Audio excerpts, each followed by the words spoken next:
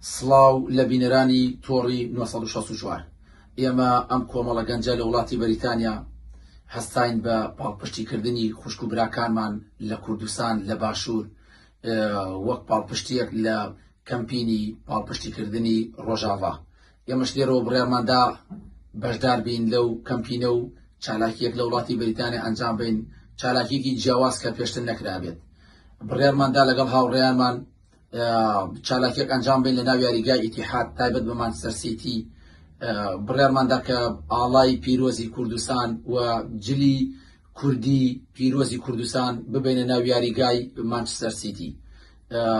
دوای ئەوەی کە ئەوەمان کرد چالاکیەکەمان ئەنجامدا لەلایەن پۆلیسی یاریگاوە دەستگیر کراین و دوای چەند کاتژمێرێک سوپاس بخوا ئازاد کراین. سوپاس.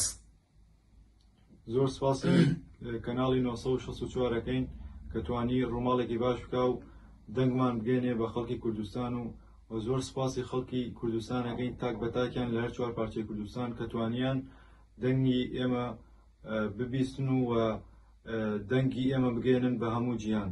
زۆر سپاسی هەمووتانەکەین. ئێوە شانازی ئێمەن وەکو ئێوە ئەڵێن ئێمە شانازی ئێوەین.